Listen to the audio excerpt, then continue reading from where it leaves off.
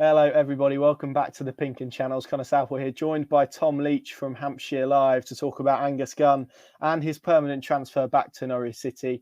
Norwich City's second summer signing after Milo Rashica all caught us by surprise on Tuesday. Tom, first and foremost, give us your kind of view on this deal from a Southampton perspective. Is it one that's caught you a little bit by surprise, or were all the signals pointing to Angus leaving the club this summer? That's kind of a yes and a no answer, to be fair. We knew that he was going to leave this summer. We didn't know where or how that was going to happen. He joined Stoke City a year ago on a 1-year loan, but the agreement, as far as we understood it at the time, was that if things went well, he'd be going back there. It seemed a strange one. He joined Stoke just as Jack Butland left Stoke, so it seemed like he was going to be the direct replacement there. But it seemed strange afterwards because they had Adam Davis and Joe Bursick, who both played the majority of Stoke's minutes last season. So Angus didn't really get that much of a look in. There was a few injury moments for their keepers during the season. When he stepped in, he played a few games. And from what we were told on him, he impressed. So as we headed into the summer, he picked up a late injury. He came back to Southampton. He had some treatment, but it wasn't anything serious. But as we went into the summer, we kind of thought, okay, so he at least did impress during those games at Stoke. So it's looking like he's going to go back there. Michael O'Neill said some positive comments about him. And yeah, all directions looked like he was heading back to Stoke. But then, yeah, it sort of emerged that Stoke were no longer keen, which in a way, when you look at the whole situation, makes sense. They've already got 2 good first-team goalkeepers there. They don't need another one on loan. So we knew that he'd have to find another club. We've asked questions to Ralph Hasenhüttl about Southampton's future plans with their keepers. They've currently got Alex McCarthy and Fraser Forster. Next season, them two are going to be trading positions quite a lot, we think. So there's not really room for Angus to stay at Southampton. So it would have been another loan deal and probably loaned out until his contract expired and then left for free. Or they could look now and try and find him a club where he can find a permanent home. And it seems that Norwich were the ones that came forward and put the money on the table and have taken him. So, yeah, we're not shocked that he's leaving. But as I say, we thought he was off to Stoke. So it's maybe a bit of a shock that he's not going there. Is the shock that I know you've kind of mapped it out there in terms of loans, but this was a goalkeeper that Southampton bought for £10 million, had high hopes for, obviously came off, signed for Southampton off the back of a really impressive loan spell at Norwich. So Norwich fans know his quality, I suppose. Is that kind of maybe where the shock lies, that not just that he's gone permanently, but also for the fee, which I think we've both reported in terms of around 2.5 million initially, with add-ons probably taking it to 5, and then some more sort of performance-based stuff that could potentially take it to 10. Is that kind of the surprise, or kind of the structure of the deal and the fact he's been let go permanently, because he was a goalkeeper that obviously Southampton really rated at one stage? Yeah, I think his age is a thing. He's still so young. Still potentially 10 years left in him at a high level. So yeah, maybe Southampton should have bided their time with him, but I think it just came to a situation. His journey at Southampton was a unique one, I guess. He maybe never really had a fair chance to show what he did at Norwich. He was obviously signed off the back of what he did at Norwich on that loan spell. Yeah, big money for him, money that Southampton probably wouldn't spend on a goalkeeper now. But yeah, so he had that good loan spell at Norwich, came to Southampton, and then he had to wait till Hasenhüttl joined the club for him to then get his chance in the team. He came into the team. He did really well. I remember he had a game against Chelsea when I think he was man of the match. He pulled off 5 or 6 really good saves in the second half to, I think it was a 0-0 draw, to save the point for Southampton. And then Southampton had that infamous 9-0 defeat to Leicester City in the October that followed. And we didn't see Gunn again. He played a few cup games, but he never played in the Premier League again for Southampton. It seemed like, not that he was blamed for it, not by any stretch of the imagination, but definitely Hasenhüttl saw something that night that he felt like he could never really put Angus back in again, which is a shame. And I guess I see where you're coming from with the surprise that maybe he's not staying. There's probably some resale value in him higher than what they've let him go for now, if he can put a string of good Premier League performances together, maybe even a full season. But just the way that his last kind of 18 months have gone at Southampton, it seemed like it was always going to end. There's a crop of players at Southampton who are like that. One of them was Guido Carrillo, who terminated his contract recently. The other one was Wesley Hoot, who left last week. to join Anderlecht, and then Angus Gunn's the other one, who it just seems like no matter how many injuries or how many players were missing, Hasenhüttl was never going to turn to them again. So from our point of view, and I'm sure most Southampton fans agree, it's actually just really good to see that Angus has found a club here where he can move to permanently. In the future, he can battle to be that first team goalkeeper. And yeah, he can hopefully restart his career and show people what he's about. I know you mentioned the 9-0 there, and we'll come back to that in just a moment. But in terms of the goalkeeper, he was at Norwich, and that was kind of his first senior football experience, I guess, that loan spell with Norwich, where he was voted third in the Player of the Season vote. Obviously, the Gunn name and Norwich is a natural connection anyway, right? Because of his dad, and everyone knows that. But actually, as his own goalkeeper, really impressed. Made some stunning saves. As a save I remember he made against Bristol City, which was really impressive. The camera actually panned to the goal because that's where it thought the ball was going, but he managed to produce a save. So I guess probably what Norwich fans will want to know is, why has it gone so wrong at Southampton? Or maybe a better way of phrasing that question is, why hasn't it gone right for him at Southampton? Was it just kind of fit, like you said there, in terms of opportunities? Because he did seem someone, I think he played 21 times in a row under Hasenhüttl, maybe quite wrong or right with that, but certainly in favour at one stage. So why is, as you said there, why is this journey now come to an end, do you think? Why has that decision been taken? Well, you're right. He did play a lot of games in Hasenhüttl, so he joined the club, and it was clear that he wasn't first choice straight away. He didn't arrive as a first choice, but when Ralph arrived, he looked at his goalkeepers, and like most players who are out of favour, a new manager gives them another opportunity to kind of get back in that first team, to show a new manager and get a clean slate. And he got that with Hasenhüttl, stepped into the side, and he was really good. He was really good for a long time. But it was just that 9-0 just seemed to completely bring an end to his Southampton career in a strange way. He had a couple of cup games after that, and we thought, okay, maybe strong performances, he might get away back in the league. But Alex McCarthy stepped in after that, and then he was hugely impressive. We're maybe seeing a similar pattern to that at the moment, which is a worrying thing to say. But at the moment, Alex McCarthy's came in and he's done what Gunn did. He had a really good first few games, first 20 odd games. Then Southampton lost 9-0 again to Manchester United. And then Fraser Forster's now come back in.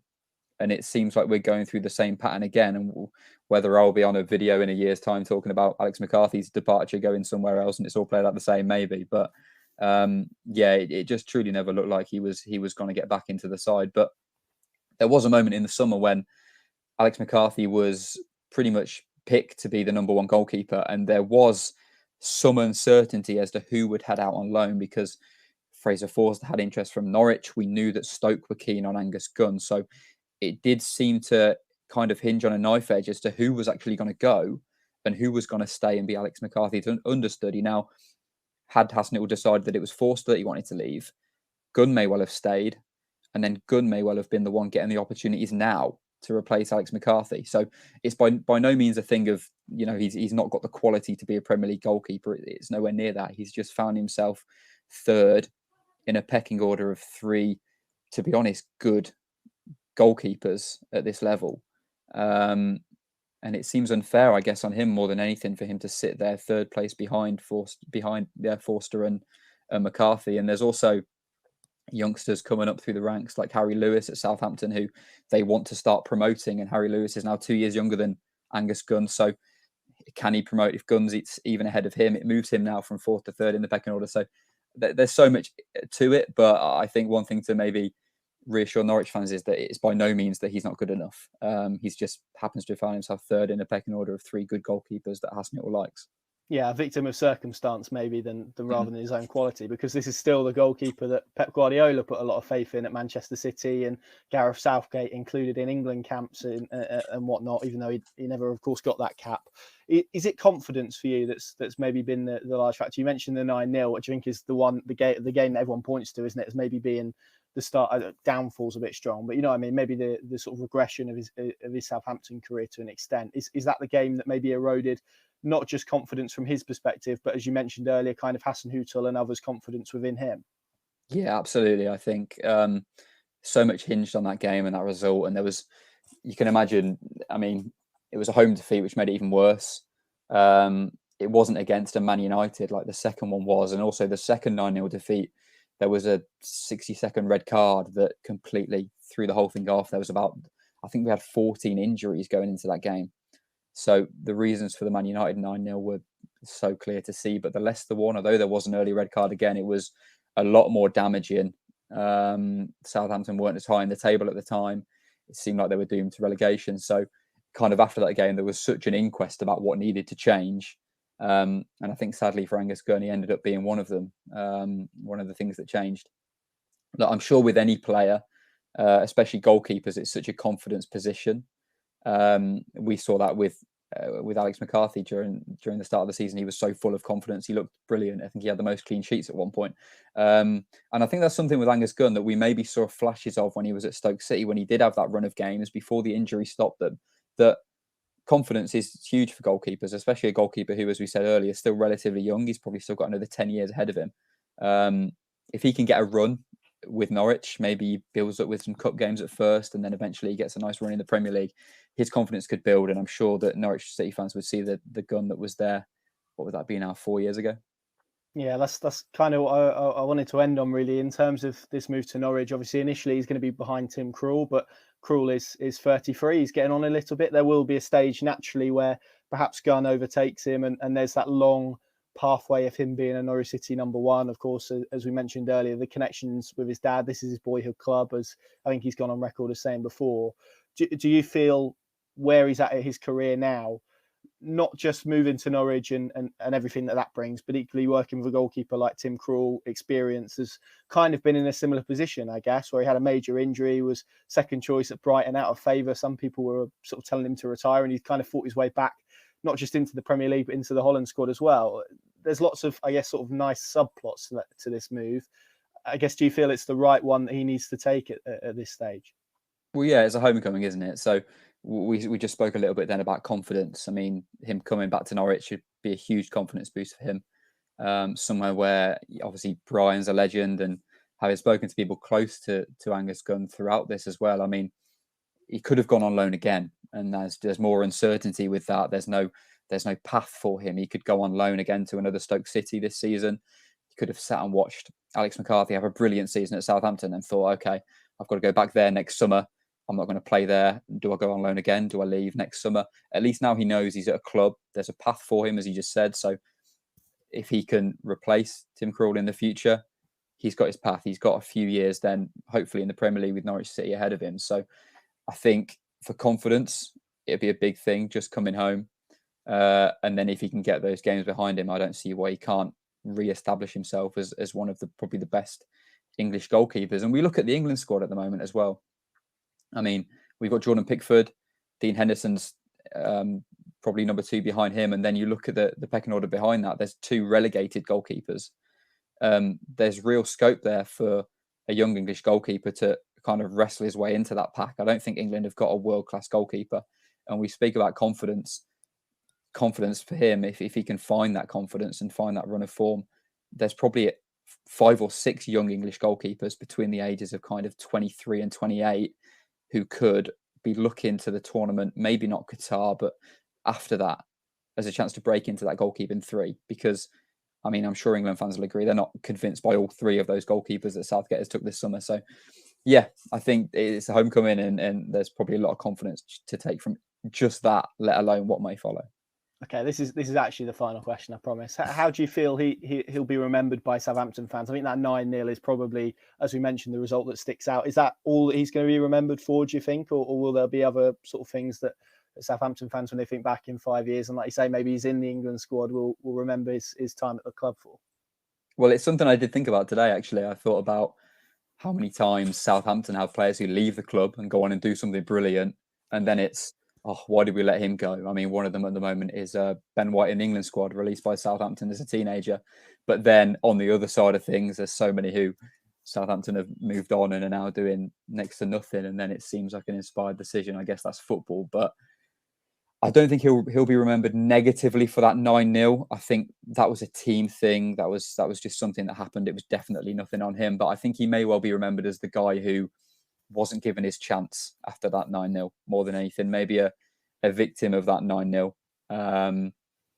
And amongst Southampton supporters at the moment, judging the fan mood, I don't feel like the fan base is entirely convinced by either Alex McCarthy or Fraser Forster. So it would only take 3 or 4 good Angus Gunn games at Norwich for them to be pointing at him and going, well, why did we let him go? Because something that I mean, Hasenhüttl was looking for left backs, right backs, central wingers and strikers this summer. They're the 4 areas he's looking to target.